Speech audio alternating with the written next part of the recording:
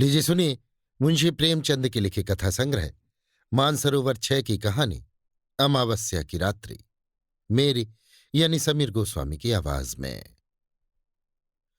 दिवाली की संध्या थी। श्रीनगर के घूरों और खंडहरों के भी भाग्य चमक उठे थे। कस्बे के लड़के और लड़कियां श्वेत थालियों में दीपक लिए मंदिर की ओर जा रही थीं।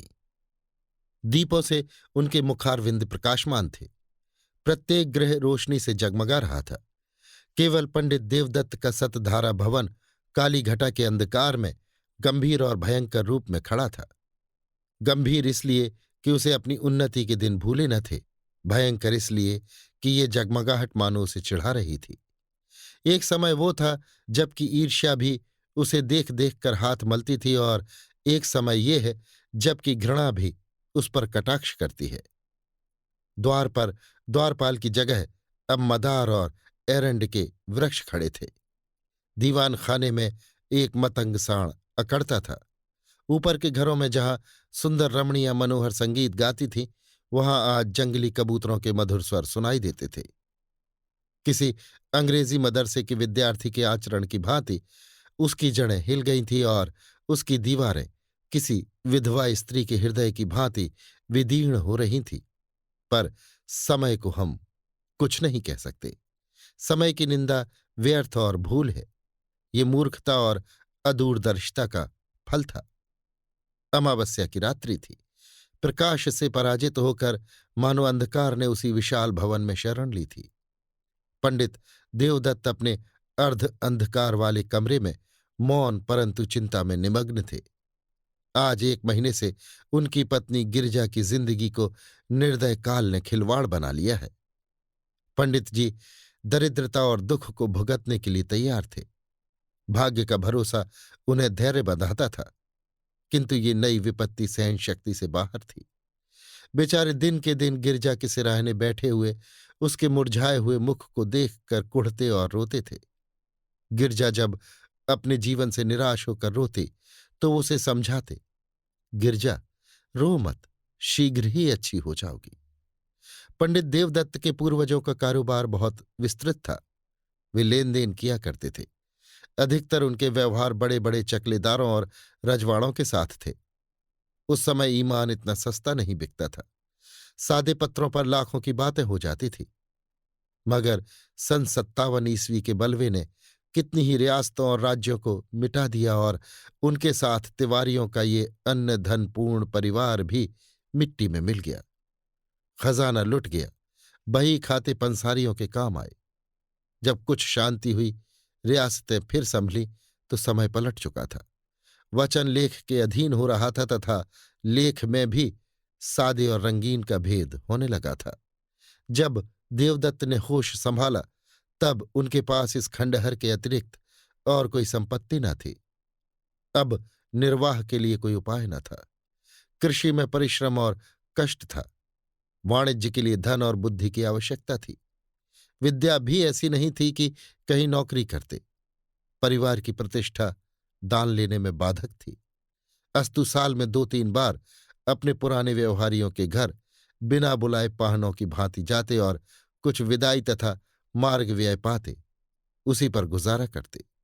पैतृक प्रतिष्ठा का चिन्ह यदि कुछ शेष था तो वो पुरानी चिट्ठी पत्रियों का ढेर तथा हुंडियों का पुलिंदा, जिनकी स्याही भी उनके मंद भाग्य की भांति फीकी पड़ गई थी। पंडित देवदत्त उन्हें प्राणों से भी अधिक प्रिय समझते। द्वितीया के दिन जब घर घर लक्ष्मी की पूजा होती है, पंडित जी ठाट बाट से इन पुलिंदों की पूजा करते। लक्ष्मी न सही, लक्ष्मी का स्मारक चिन्ह ही सही। दूज का दिन पंडित जी की प्रतिष्ठा की श्रद्धा का दिन था। इसे चाहे विडंबना कहो चाहे मूर्खता, परंतु श्रीमान पंडित महाशय को उन पत्रों पर बड़ा अभिमान था। जब गांव में कोई विवाद छिड़ जाता तो ये सड़े गले कागजों की सेना ही बहुत काम कर जाती और प्रतिवादी शत्रु को हार माननी पड़ती। यदि 70 पीढ़ियों से शस्त्र की सूरत न देखने पर भी लोग क्षत्रिय होने का अभिमान करते हैं, तो पंडित देवदत्त का उन लेखों पर अभिमान करना अनुचित नहीं कहा जा सकता, जिसमें 70 लाख रुपयों की रकम छिपी हुई थी। वही अमावस्या की रात्रि थी। किंतु दीपमालिका अपनी अल्प जीवनी समाप्त कर चुकी थी। चारों ओर जुआरियों के लिए ये शकुन की रात्रि थी, क्योंकि आज की हार साल भर की हार होती है। लक्ष्मी के आगमन की धूम थी। कौड़ियों पर अशर्फियां लुट रही थीं। भट्ठियों में शराब के बदले पानी बिक रहा था। पंडित देवदत्त के अतिरिक्त कस्बे में कोई ऐसा मनुष्य नहीं था जो कि दूसरों की कमाई समेटने की धुन में न हो। आज भोर से ही गिरजा की अवस्था शोचनीय थी। विषम ज्वर उसे एक एक क्षण में मूर्छित कर रहा था। एकाएक उसने चौंक कर आंखें खोली और अत्यंत क्षीण स्वर में कहा, आज तो दिवाली है। देवदत्त ऐसा निराश हो रहा था कि गिरजा को चैतन्य देखकर भी उसे आनंद नहीं हुआ। बोला, हाँ, आज दिवाली है। गिरजा ने आंसू भरी दृष्टि से इधर उधर देखकर कहा, हमारे घर में क्या दीपक न जलेंगे? देवदत्त फूट फूट कर रोने लगा। गिरजा ने फिर उसी स्वर में कहा, देखो, आज बरस भर के दिन भी घर अंधेरा रह गया। मुझे उठा दो, मैं भी अपने घर दिए जलाऊंगी। ये बातें देवदत्त के हृदय में चुभी जाती थी। मनुष्य की अंतिम घड़ी लालसाओं और भावनाओं में व्यतीत होती है। इस नगर में लाला शंकर दास अच्छे प्रसिद्ध वैद्य थे। अपने प्राण संजीवन औषधालय में दवाओं के स्थान पर छापने का प्रेस रखे हुए थे। दवाइयां कम बनती थी, इश्तहार अधिक प्रकाशित होते थे। वे कहा करते थे कि बीमारी केवल रईसों का ढकोसला है और पॉलिटिकल इकोनॉमी के यानी राजनीतिक अर्थशास्त्र के अनुसार इस विलास पदार्थ से जितना अधिक संभव हो टैक्स लेना चाहिए। यदि कोई निर्धन है तो है, यदि कोई मरता है तो मरे। उसे क्या अधिकार है कि बीमार पड़े और मुफ्त में दवा कराए? भारतवर्ष की ये दशा अधिकतर मुफ्त दवा कराने से हुई है। इसने मनुष्यों को असावधान और बलहीन बना दिया है।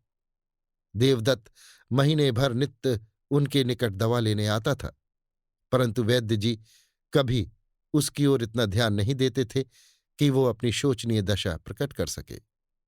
वैद्य जी के हृदय के कोमल भाग तक पहुंचने के लिए देवदत्त ने बहुत कुछ हाथ पैर चलाए। वो आंखों में आंसू भरे आता, किंतु वैद्य जी का हृदय ठोस था, उसमें कोमल भाव था ही नहीं। वही अमावस्या की डरावनी रात थी। गगनमंडल में तारे आधी रात के बीतने पर और भी अधिक प्रकाशित हो रहे थे, मानो श्रीनगर की बुझी हुई दिवाली पर कटाक्षयुक्त आनंद के साथ मुस्कुरा रहे थे। देवदत्त बेचैनी की दशा में गिरजा के सिरहाने से उठे और वैद्य जी के मकान की ओर चले। वे जानते थे कि लाला जी बिना फीस लिए कदापि नहीं आएंगे, किंतु हताश होने पर भी आशा पीछा नहीं छोड़ती। देवदत्त कदम आगे बढ़ाते चले जाते थे। हकीम जी उस समय अपने रामबाण बिंदु का विज्ञापन लिखने में व्यस्त थे। उस विज्ञापन की भावप्रद भाषा तथा आकर्षण शक्ति देखकर नहीं कह सकते कि वे वैद्य शिरोमणि थे या सुलेखक विद्यावारिधि। पाठक, आप उनके उर्दू विज्ञापन का साक्षात दर्शन कर लें। नाजरीन, आप जानते हैं कि मैं कौन हूं। आपका जर्द चेहरा, आपका तने लागिर, आपका जरा सी मेहनत में बेदम हो जाना, आपका लज्जात दुनिया में महरूम रहना, आपका खाना तारीकी, ये सब इस सवाल का नफी में जवाब देते हैं। सुनिए, मैं कौन हूं। मैं वो शख्स हूं जिसने इमराज इंसानी को पर्दे दुनिया से गायब कर देने का बीड़ा उठाया है, जिसने इश्तेहारबाज जांफरोश गंदुम नुमा बने हुए हकीमों को बेखबर व बुन से खोद कर दुनिया को पाक कर देने का अज़्म विल जज्म कर लिया है। मैं वो हैरत अंगेज इंसान ज़ईफ उल बयान हूं जो नाशाद को दिलशाद, नामुराद को बामुराद, भगोड़े को दिलेर, गीदड़ को शेर बनाता है। और ये किसी जादू से नहीं, मंत्र से नहीं, वो मेरी ईजाद करदा अमृत बिंदु के अदना करिश्मे हैं। अमृत बिंदु क्या है, इसे कुछ मैं ही जानता हूं। महर्षि अगस्त ने धन्वंतरी के कानों में इसका नुस्खा बतलाया था। जिस वक्त आप वीपी पार्सल खोलेंगे, आप पर उसकी हकीकत रोशन हो जाएगी। ये आबे हयात है, ये मर्दानगी का जौहर, फरजानगी का अक्सीर, अक्ल का मुरब्बा और जेहन का सकील है। अगर वर्षों की मुशायराबाजी ने भी आपको शायर नहीं बनाया, अगर शबे रोज के रटंत पर भी आप इम्तिहान में कामयाब नहीं हो सके, अगर दलालों की खुशामद और मुवक्किलों की नाजबरदारी के बावजूद भी आप अहाते अदालत में भूखे कुत्ते की तरह चक्कर लगाते फिरते हैं, अगर आप गला फाड़ फाड़ चीखने, मेज पर हाथ पैर पटकने पर भी अपनी तकरीर से कोई असर पैदा नहीं कर सकते, तो आप अमृत बिंदु का इस्तेमाल कीजिए। इसका सबसे बड़ा फायदा, जो पहले ही दिन मालूम हो जाएगा, ये है कि आपकी आंखें खुल जाएंगी और आप फिर कभी इश्तहारबाज हकीमों के दाम फरेब में न फंसेंगे। वैद्य जी इस विज्ञापन को समाप्त कर उच्च स्वर से पढ़ रहे थे। उनके नेत्रों में उचित अभिमान और आशा झलक रही थी कि इतने में देवदत्त ने बाहर से आवाज दी। वैद्य जी बहुत खुश हुए। रात के समय उनकी फीस दुगुनी थी। लालटेन लिए बाहर निकले तो देवदत्त रोता हुआ उनके पैरों से लिपट गया और बोला, वैद्य जी, इस समय मुझ पर दया कीजिए। गिरजा अब कोई शायद की पाहुनी है, अब आप ही उसे बचा सकते हैं। यह तो मेरे भाग्य में जो लिखा है वही होगा, किंतु इस समय तनिक चलकर आप देख लें तो मेरे दिल का दाह मिट जाएगा। मुझे धैर्य हो जाएगा कि उसके लिए मुझसे जो कुछ हो सकता था मैंने किया। परमात्मा जानता है कि मैं इस योग्य नहीं हूं कि आपकी कुछ सेवा कर सकूं, किंतु जब तक जीऊंगा आपका यश गाऊंगा और आपके इशारों का गुलाम बना रहूंगा। हकीम जी को पहले कुछ तरस आया, किंतु वो जुगनू की चमक थी जो शीघ्र स्वार्थ के विशाल अंधकार में विलीन हो गई। वही अमावस्या की रात्रि थी। वृक्षों पर सन्नाटा छा गया था। जीतने वाले अपने बच्चों को नींद से जगाकर इनाम देते थे। हारने वाले अपनी रुष्ट और क्रोधित स्त्रियों से क्षमा के लिए प्रार्थना कर रहे थे। इतने में घंटी के लगातार शब्द वायु और अंधकार को चीरते हुए कान में आने लगे। उनकी सुहावनी ध्वनि इस निस्तब्ध अवस्था में अत्यंत भली प्रतीत होती थी। ये शब्द समीप हो गए और अंत में पंडित देवदत्त के समीप आकर उस खंडहर में डूब गए। पंडित जी उस समय निराशा के अथाह समुद्र में गोते खा रहे थे।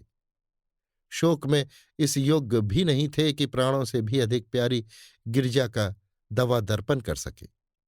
क्या करें, इस निष्ठुर वैद्य को यहां कैसे लाएं? जालिम, मैं सारी उम्र तेरी गुलामी करता, तेरे इश्तेहार छापता, तेरी दवाइयां कूटता। आज पंडित जी को ये ज्ञात हुआ है कि 70 लाख की चिट्ठी पत्रियां इतनी कौड़ियों के मोल भी नहीं। पैतृक प्रतिष्ठा का अहंकार अब आंखों से दूर हो गया। उन्होंने उस मखमली थैली को संदूक से बाहर निकाला और उन चिट्ठी पत्रियों को, जो बाप दादों की कमाई का शेषांश थी और प्रतिष्ठा की भांति उनकी रक्षा की जाती थी, एक एक करके दिया को अर्पण करने लगे। जिस तरह सुख और आनंद से पालित शरीर चिता की भेंट हो जाती है, उसी प्रकार वो कागजी पुतलियां भी उस प्रज्वलित दिया के धधकते हुए मुंह का ग्रास बनती थी। इतने में किसी ने बाहर से पंडित जी को पुकारा। उन्होंने चौंक कर सिर उठाया। वे नींद से अंधेरे में टटोलते हुए दरवाजे तक आए। देखा कि कई आदमी हाथ में मशाल लिए हुए खड़े हैं और एक हाथी अपने सूंड से उन एरंड के वृक्षों को उखाड़ रहा है जो द्वार पर द्वारपालों की भांति खड़े थे। हाथी पर एक सुंदर युवक बैठा है, जिसके सिर पर केसरिया रंग की रेशमी पाग है। माथे पर अर्धचंद्राकार चंदन भाले की तरह तनी हुई नोकदार मूछे, मुखारविंद से प्रभाव और प्रकाश टपकता हुआ कोई सरदार मालूम पड़ता था। उसका कलीदार अंगरखा और चुनावदार पैजामा, कमर में लटकती हुई तलवार और गर्दन में सुनहरे कंठे और जंजीर उसके सजीले शरीर पर अत्यंत शोभा पा रहे थे। पंडित जी को देखते ही उसने रकाब पर पैर रखा और नीचे उतरकर उनकी वंदना की। उसके इस विनीत भाव से कुछ लज्जित होकर पंडित जी बोले, आपका आगमन कहाँ से हुआ? नवयुवक ने बड़े नम्र शब्दों में कहा। उसके चेहरे से भलमनसाहत बरसती थी। मैं आपका पुराना सेवक हूं। दास का घर राजनगर है। मैं वहां का जागीरदार हूं। मेरे पूर्वजों पर आपके पूर्वजों ने बड़े अनुग्रह किए हैं। मेरी इस समय जो कुछ प्रतिष्ठा तथा संपदा है, सब आपके पूर्वजों की कृपा और दया का परिणाम है। मैंने अपने अनेक स्वजनों से आपका नाम सुना था और मुझे बहुत दिनों से आपके दर्शनों की आकांक्षा थी। आज वो सुअवसर भी मिल गया। अब मेरा जन्म सफल हुआ। पंडित देवदत्त की आंखों में आंसू भर आए। पैतृक प्रतिष्ठा का अभिमान उनके हृदय का कोमल भाग था। वो दीनता जो उनके मुख पर छाई हुई थी थोड़ी देर के लिए विदा हो गई। वे गंभीर भाव धारण करके बोले, ये आपका अनुग्रह है जो ऐसा कहते हैं, नहीं तो मुझ जैसे कपूत में तो इतनी भी योग्यता नहीं है जो अपने को उन लोगों की संतति कह सकूं। इतने में नौकरों ने आंगन में फर्श बिछा दिया। दोनों आदमी उस पर बैठे और बातें होने लगी। वे बातें जिनका प्रत्येक शब्द पंडित जी के मुख को इस तरह प्रफुल्लित कर रहा था जिस तरह प्रातःकाल की वायु फूलों को खिला देती है। पंडित जी के पितामह ने नवयुवक ठाकुर के पितामह को 25 सहस्त्र रुपये कर्ज दिए थे। ठाकुर अब गया में जाकर अपने पूर्वजों का श्राद्ध करना चाहता था, इसलिए जरूरी था कि उसके जिम्मे जो कुछ ऋण हो उसकी एक एक कौड़ी चुका दी जाए। ठाकुर को पुराने बही खाते में ये ऋण दिखाई दिया। 25 के अब 75,000 हो चुके। वही ऋण चुका देने के लिए ठाकुर आया था। धर्म ही वो शक्ति है जो अंतःकरण में ओजस्वी विचारों को पैदा करती है। हाँ, इस विचार को कार्य में लाने के लिए पवित्र और बलवान आत्मा की आवश्यकता होती है, नहीं तो वे ही विचार क्रूर और पापमय हो जाते हैं। अंत में ठाकुर ने कहा, आपके पास तो वे चिट्ठियां होंगी। देवदत्त का दिल बैठ गया। वे संभल कर बोले, संभवतः हो, कुछ कह नहीं सकते। ठाकुर ने लापरवाही से कहा, ढूंढिए, यदि मिल जाए तो हम लेते जाएंगे। पंडित देवदत्त उठे, लेकिन हृदय ठंडा हो रहा था। शंका होने लगी कि कहीं भाग्य हरे बाग न दिखा रहा हो। कौन जाने वो पुर्जा जलकर राख हो गया या नहीं। यदि ना मिला तो रुपए कौन देता है। शोक कि दूध का प्याला सामने आकर हाथ से छूट जाता है। हे भगवान, वो पत्री मिल जाए। हमने अनेक कष्ट पाए हैं, अब हम पर दया करो। इस प्रकार आशा और निराशा की दशा में देवदत्त भीतर गए और दिया के टिमटिमाते हुए प्रकाश में बचे हुए पत्रों को उलट पुलट कर देखने लगे। वे उछल पड़े और उमंग में भरे हुए पागलों की भांति आनंद की अवस्था में 2-3 बार कूदे। तब दौड़कर गिरजा को गले लगा लिया और बोले, प्यारी, यदि ईश्वर ने चाहा तो तू अब बच जाएगी। उन्मत्तता में उन्हें एकदम ये नहीं जान पड़ा कि गिरजा अब नहीं है, केवल उसकी लोथ है। देवदत्त ने पत्री को उठा लिया और द्वार तक वे इसी तेजी से आए मानो पांवों में पर लग गए। परंतु यहां उन्होंने अपने को रोका और हृदय में आनंद की उमड़ती हुई तरंग को रोक कर कहा, ये लीजिए, वो पत्री मिल गई। संयोग की बात है, नहीं तो 70 लाख के कागज दीमकों के आहार बन गए। आकस्मिक सफलता में कभी कभी संदेह बाधा डालता है। जब ठाकुर ने उस पत्री को लेने को हाथ बढ़ाया तो देवदत्त को संदेह हुआ कि कहीं वो उसे फाड़कर फेंक न दे। यद्यपि ये संदेह निरर्थक था, किंतु मनुष्य कमजोरियों का पुतला है। ठाकुर ने उनके मन के भाव को ताड़ लिया। उसने बेपरवाही से पत्री को लिया और मशाल के प्रकाश में देखकर कहा, अब मुझे विश्वास हुआ। ये लीजिए, आपका रुपया आपके समक्ष है। आशीर्वाद दीजिए कि मेरे पूर्वजों की मुक्ति हो जाए। ये कहकर उसने अपनी कमर से एक थैला निकाला और उसमें 1,000 के 75 नोट निकालकर देवदत्त को दे दिए। पंडित जी का हृदय बड़े वेग से धड़क रहा था। नाड़ी तीव्र गति से कूद रही थी। उन्होंने चारों ओर चौकन्नी दृष्टि से देखा कि कहीं कोई दूसरा तो नहीं खड़ा है, और तब कांपते हुए हाथों से नोटों को ले लिया। अपनी उच्चता प्रकट करने की व्यर्थ चेष्टा में उन्होंने नोटों की गणना भी नहीं की, केवल उड़ती हुई दृष्टि से देखकर उन्हें समेटा और जेब में डाल लिया। वही अमावस्या की रात्रि थी। स्वर्गीय दीपक भी धुंधले हो चुके थे। उनकी यात्रा सूर्यनारायण के आने की सूचना दे रही थी। उदयाचल फिरोजी बाना पहन चुका था। अस्ताचल में भी हल्के श्वेत रंग की आभा दिखाई दे रही थी। पंडित देवदत्त ठाकुर को विदा करके घर चले। उस समय उनका हृदय उदारता के निर्मल प्रकाश से प्रकाशित हो रहा था। कोई प्रार्थी उस समय उनके घर से निराश नहीं जा सकता था। सत्यनारायण की कथा धूमधाम से सुनने का निश्चय हो चुका था। गिरजा के लिए कपड़े और गहने के विचार ठीक हो गए। अंतःपुर में ही उन्होंने शालिग्राम के सम्मुख मनसा वाचा कर्मणा सिर झुकाया और तब शेष चिट्ठी पत्रियों को समेटकर उसी मखमली थैले में रख दिया। किंतु अब उनका ये विचार नहीं था कि संभवतः उन मुर्दों में भी कोई जीवित हो उठे, वरन जीविका से निश्चिंत हो अब वे पैतृक प्रतिष्ठा पर अभिमान कर सकते थे। उस समय वे धैर्य और उत्साह के नशे में मस्त थे। बस अब मुझे जिंदगी में अधिक संपदा की जरूरत नहीं। ईश्वर ने मुझे इतना दे दिया है, इसमें मेरी और गिरजा की जिंदगी आनंद से कट जाएगी। उन्हें क्या खबर थी कि गिरजा की जिंदगी पहले कट चुकी है। उनके दिल में ये विचार गुदगुदा रहा था कि जिस समय गिरजा इस आनंद समाचार को सुनेगी उस समय अवश्य उठ बैठेगी।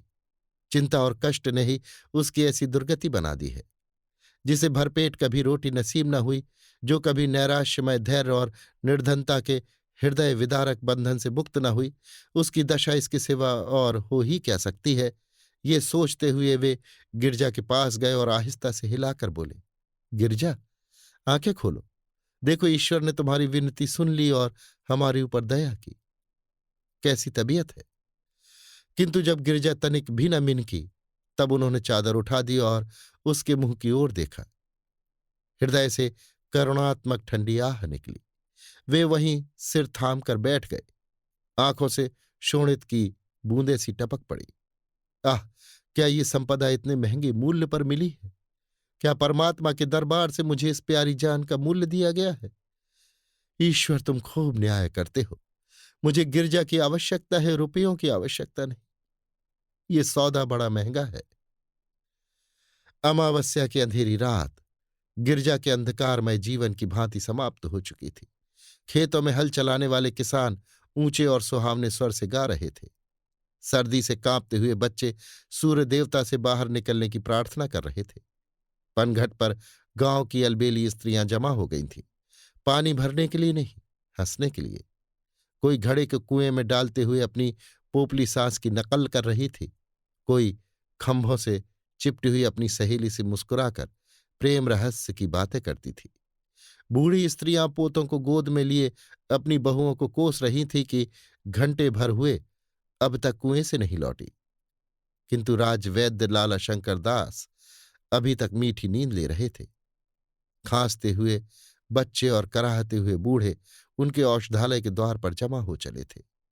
इस भीड़ भब्बड़ से कुछ दूर पर दो तीन सुंदर किंतु मुरझाए हुए नवयुवक टहल रहे थे और वैद्य जी से एकांत में कुछ बातें किया चाहते थे।